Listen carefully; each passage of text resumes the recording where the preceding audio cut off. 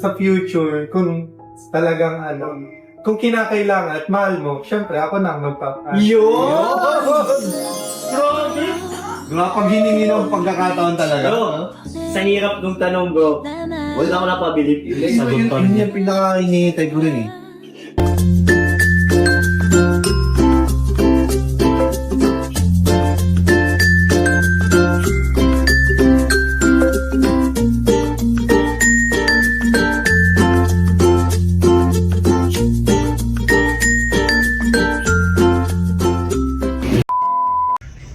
Welcome back to my YouTube channel. Siyempre, this is Kuya Barbero TV once again. So sa araw na ito, araw po ng Monday, February 23, 2026. So ang dami na naman pong pangyayari na napapanood tayo mula sa Team Kalingap, lalong-lalo na ang update natin sa Fran Joy. So ito na nga, may init-init yung naging hot seat. Hindi lang ito sobrang init, kundi nagbabagang mga tanong mula sa Kalingap tahanan, sa pangunguna nila Kalingap Ian at ng ilan sa mga Team Kalingap. So na-hot seat dito si Fran. At ang ganda ng mga tanong kay Fran, which is napahanga tayo dun sa sagot ni Fran sa Kalingap tahanan. In-interview siya ng ilan sa mga Team Kalingap at napabilib tayo dun sa mga sagot ni Fran dun sa mga tanong ni Kalingap Ian, nila Kalingap Nel, nila Kuya David, at ng marami pang iba. So bago natin simulan itong reaction na ito, gusto ko muna na pasalamatan lahat ng nanonood kay Kuya Barbero TV sa ating YouTube channel, mga taga Fran Joy. Thank you so much po. Siyempre, patuloy tayo na magre-reaction at susuporta sa Fran Joy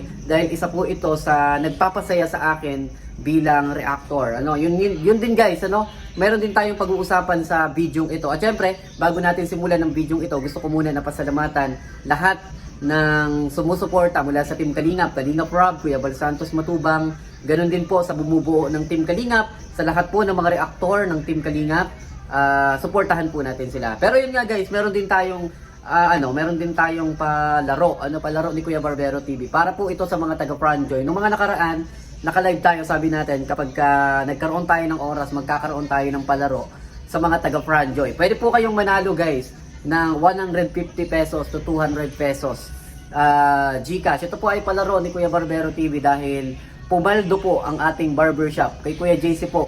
Kumita po si Kuya JC sa barbershop niya kahapon, Sunday. Maraming mga nagpagupit. Siyempre, babawasan natin yung kita ni Kuya JC. So, kukuha tayo ng 150 to 200 pesos sa barbershop na ito. Yan. Kasi pumaldo po yung barbershop. So, magiging palaro po natin ay sagutin nyo lang po. Sagutin nyo lang ng tama. O hindi naman tama. Kung ano yung mas magandang sagot tungkol sa Fran Joy, is yung po yung mananalo. Pipili po tayo ng isa lang po. Kasi para lang po ito dun sa mga viewers natin na gustong mag-marathon, gustong manood ng mga video ng Team Kalingap na naglo-load lamang, yung mga nakadata lamang. So ito po para sa inyo po ito, mananalo ka 150 to 200 pesos. At kung yung sagot nyo po ay magugustuhan ni Kuya Barbero TV. Ang unang tanong natin guys, bago tayo mag-reaction, yung unang tanong natin, kailan,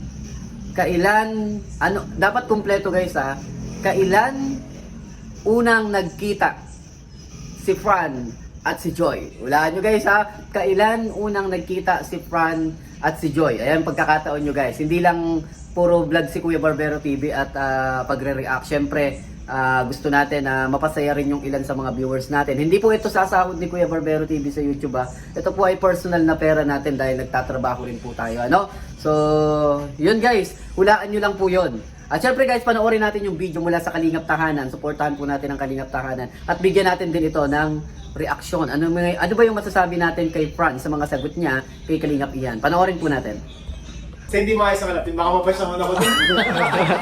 Sabi ko, sa hindi maayos na kalaptin, syempre gusto natin maayos na kalaptin. Gano'n nakakatagal yung kalaptin nyo?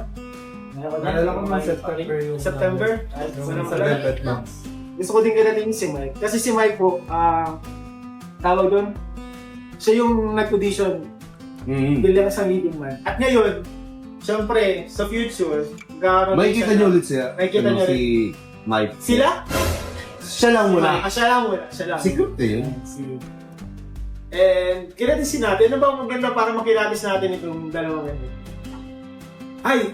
Bigyan natin ng na mga senaryo Sa religion ng babae, kailangan yung lalaki ang may mga ganun po. Ang alam ko po sa Muslim yata ganun. Hindi ko po sure. Pero ikaw nga, sa inyo, kunyari, sa inyo dalawa nito, sino ma-adjust? Grabe naman. Sino willing Yan mag-adjust? ang mahirap na tanong. Mahirap na tanong. Undecided pa. Wala pa sa ngayon. Kasi, syempre, yun nga. Hindi pa napag-usapan. Sa paniniwala. Hindi na situational yan ah. Hindi na situation yun. Kung kinakailangan naman po, syempre, partner naman akong sa future, kung talagang kung kinakailangan at mahal mo, syempre, ako na ang Wala pag hiningi ng pagkakataon talaga. Pero, sa hirap ng tanong bro, wala ako napabilib. Sagot pa Yun rin. yung pinaka-hinihintay ko rin eh. Kaya guys, no, napakaganda nung sagot ni Fran. Ang napansin kasi natin doon guys sa sagot ni Fran, which is napaka-firm at napaka-solid ng kanyang mga sagot. Yung pagsasabi lang kasi ni Fran doon tungkol sa pag-change ng religion, mabigat na desisyon na kasi yun. Actually, lalo na kapag ang isang tao ay merong pamanang religion, which is nagiging barrier yon para dun sa love o pagmamahalan. May mga ilan kasing mga tao na mas pinipili na piliin na lang yung religion kaysa dun sa love. Kasi nga, paniniwala yun eh. Mahirap makompromise kasi talaga yung paniniwala. Pero ang kagandahan kay Fran is napaka-firm at napaka-stand ng kanyang sagot. Mapapansin natin dun sa sagot ni Fran na handa niyang i-give way o handa niyang ipagparaya yung kanyang paniniwala alang-alang kay Joy. Which is wala namang masama kahit ipagparaya ito ni Fran. Pero para sa kanya, hindi big deal yung issue ng religion. Para kay Fran yon.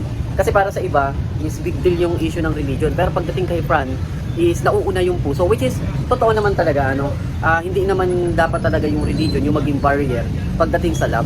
Kasi tao naman yung pumipili kung ano yung bagay na gusto niya. Which is, sa bagay, hindi pa naman talaga sila dumadating dun sa point na mag-aasawa sila. Kumbaga, in preparation, in the future, is meron na agad silang tawag dito, paraan. Meron na agad silang way kung paano nila masusolve yung problema. Kaya nga napansin natin doon guys sa sa video ng King Kalingap doon sa Kalingap Kahanan na napaka-firm ng sagot ni Fran at napabilib tayo doon. Kasi handang magparaya si Fran alang-alang sa religion para makasama lang si Joy. Which is sa totoo lang napakabigat kasi ng mga tanong na ganoon. Pero naisip agad ni Fran na para bang kung si Joy ang makakasama niya, which is okay, walang problema kahit na magpalit siya ng religion. So nakakabilib yung ganong klase ng pangangatwiran ni Fran, nakakabilib yung ganong klase ng sagot ni Fran dahil nga sa mas pinakita niya dun sa sagot ni Fran kila Kalingap Ian na mas mahalaga pa rin si Joy. Sa bagay, ano mang bilib ng isang tao, ano man yung paniniwala mo, which is hindi naman talaga dapat mahadlangan yan. Lalo na kung mahal nyo ang isa't isa, no? So, ako kasi guys, relihiyoso po akong tao. Pero, siyempre, kung ano yung desisyon ng bawat isa, kung ano yung desisyon ng mahal mo, which is magiging magiging ika nga is, irerespeto mo yun. Irerespeto mo yung na yun, yung paniniwala niyan yun. Which is, wala namang masama kung magpalit si Fran ng religion. Kung tungkol din naman sa Bible at sa salita ng Diyos, yung pag-uusapan, iisa lang naman yun, yung patutunguhan ng kanilang paniniwala, di ba? So, yun lang guys. Which is, pagdating kasi sa usapang religion, kung magpapalit si Fran, so malayo pa naman. Pero, ang napansin kasi natin dito guys, yung napakagandang sagot ni Fran tungkol kay Joy, na talagang handa niyang makasama si Joy, anuman yung religion na ni Joy, na anuman ang religion ni Joy. So, napabilib tayo doon guys, ano? So, this is Kuya Barbero TV guys, no? Hanggang dito muna yung ating video. At syempre guys, sagutin niyo po yung tanong natin sa mapipili natin na tama at accurate na sagot at mas magandang sagot. So mananalo po kayo ng 150 pesos to 200 pesos. This is Kuya Barbero TV guys ha. Huwag niyo pong kalimutan na i-subscribe at i-like yung ating YouTube channel. Syempre palagi sinasabi ni Kuya Barbero TV. Mag-iingat po kayo. Salamat and bye-bye.